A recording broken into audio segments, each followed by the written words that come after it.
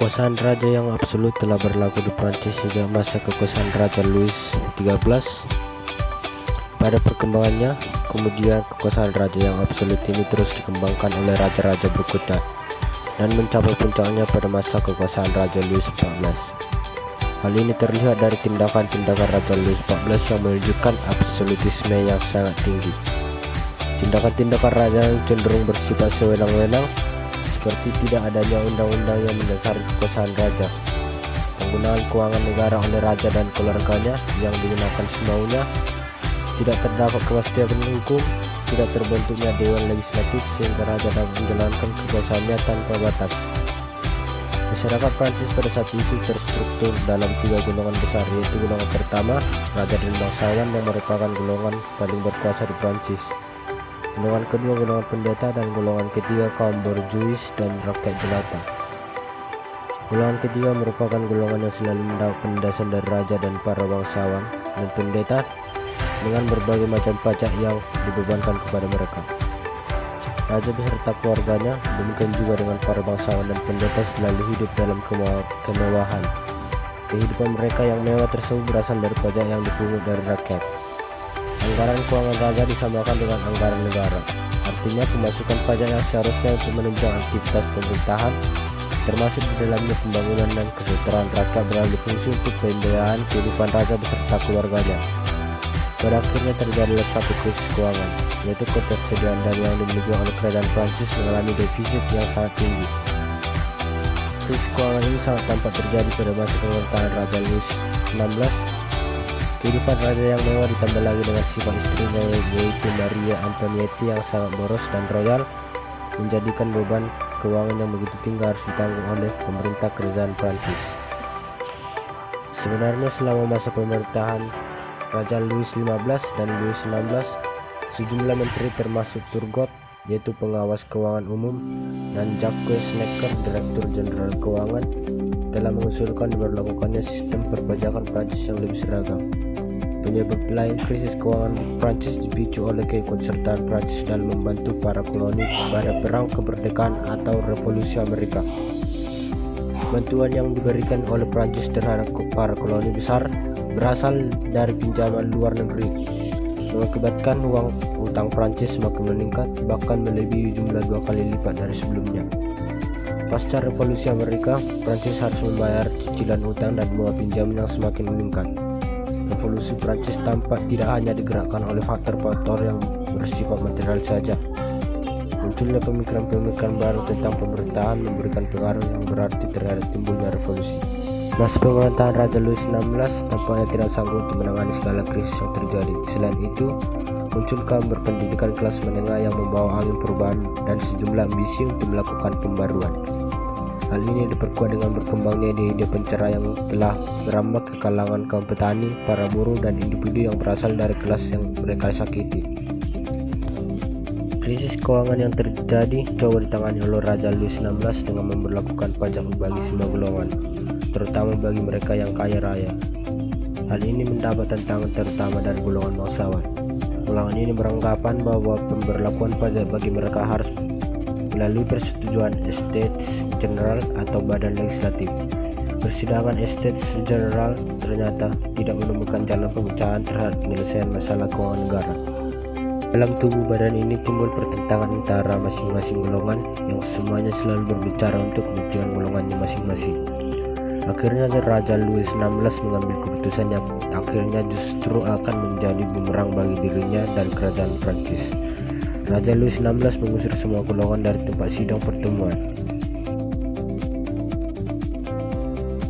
Ketiga yaitu kaum borjuis dan rakyat jelata yang segera membentuk satu Dewan Nasional atau National Assembly pada bulan Mei 1789. Pembentukan Dewan Nasional ini merupakan suatu permulaan dimulainya revolusi Prancis. Pada awalnya mereka tidak bermaksud untuk melemahkan kekuasaan Raja Louis XVI. Namun yang mereka tuntut adalah pemberian peran politik yang lebih besar dalam pemerintahan serta diakuinya hak-hak mereka sebagai warga negara. Raja Louis XVI menjawab tuntutan ini dengan mengerahkan sejumlah 20.000 pasukan untuk membubarkan Dewan Nasional di Paris. Rakyat Prancis akhirnya bereaksi dengan turut mengangkat senjata untuk mempertahankan Dewan Nasional. Terjadilah tindakan keras antara kedua pihak. Pada tanggal 14 Juli 1789, rakyat yang marah menyerbu penjara Bastille dan membebaskan semua tahanan politik, membunuh para penjaganya dan merebut sejumlah amunisi yang terdapat di dalam penjara. Penyerbuan mereka diteruskan ke Istana Raja Versailles serta rumah sejumlah bangsawan kaya sambil menjara harta kekayaan yang terdapat dalamnya. Pada tanggal 4 Agustus 1789, sebagian besar golongan bangsawan dan pendeta menyatakan diri bergabung di dalam Dewan Nasional. Keikutsertaan mereka di dalam Dewan Nasional diikuti pula dengan kesediaan untuk melepaskan semua hak-hak istimewa yang selama ini mereka miliki. Hal ini menandai berakhirnya sistem feodalisme di Prancis. Dewan Nasional yang kini keanggotaannya sudah terwakili oleh semua golongan yang ada dalam masyarakat segera melakukan tindakan-tindakan yang revolusioner. Pada tanggal 26 Agustus 1789 dikeluarkan suatu deklarasi mengenai hak-hak manusia dan warga negara. Pada tahun 1792 monarki dihapuskan dan republik didirikan. Sistem tatanan masyarakat yang lama dengan kelas-kelasnya dihapuskan dan digantikan dengan tatanan masyarakat baru yang didasarkan pada kebebasan, persamaan dan persaudaraan. Revolusi Prancis menimbulkan ketakutan bagi negara-negara Eropa lainnya seperti Austria dan Prusia. Negara-negara ini kemudian menampung pelarian korban revolusi Prancis yang segera membentuk kelompok kontrarevolusi. Kelompok kontrarevolusi kemudian membangun kekuatan dengan jalan mencari dukungan negara-negara Eropa tersebut untuk menumbangkan pemerintahan Prancis yang baru hasil revolusi. Mengetahui keberadaan kelompok ini, Raja Louis XVI berusaha melarikan diri dan bergabung dengan kelompok kontrarevolusi untuk menyusun kekuatan. Akan tetapi rencana pelarian diri tersebut diketahui dan mengakibatkan timbulnya kemarahan rakyat. Rakyat kemudian mengeksekusi raja beserta keluarganya menggunakan sebuah alat yang disebut dengan guillotine. Akhirnya pemerintahan monarki dibubarkan pada bulan Agustus 1792. Pemerintahan baru yang disebut pemerintahan direktori ini dipimpin oleh warga negara terbaik yang berjumlah 5 orang yang dipilih oleh parlemen. Akan tetapi ternyata pemerintahan direktori dianggap tidak demokratis dan dengan dihapuskannya hak pilih bagi wanita dan penduduk miskin.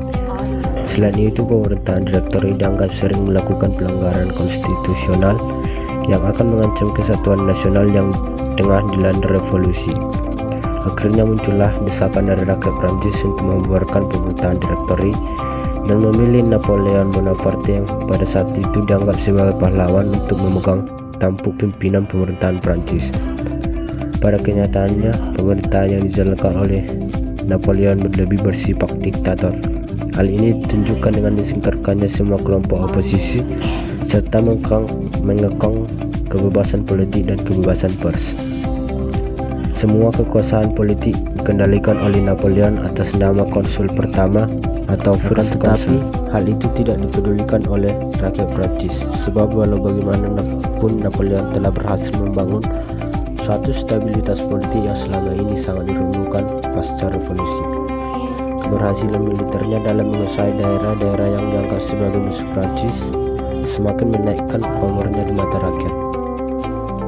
Oleh karena itu, pada saat Napoleon mengangkat dirinya menjadi kaisar, mayoritas rakyat melalui referendum menyetujui pengangkatannya tersebut. Dengan demikian, Republik Prancis kini berubah menjadi sebuah imperium yang dipimpin oleh Napoleon yang bergelar Kaisar Napoleon pertama. Napoleon berambisi untuk menyatukan seluruh wilayah Eropa ke dalam kekuasaan Prancis. Tentu saja ambisi tersebut tidak mudah diwujudkan sebab mendapat tentangan yang keras dari negara-negara Eropa lain.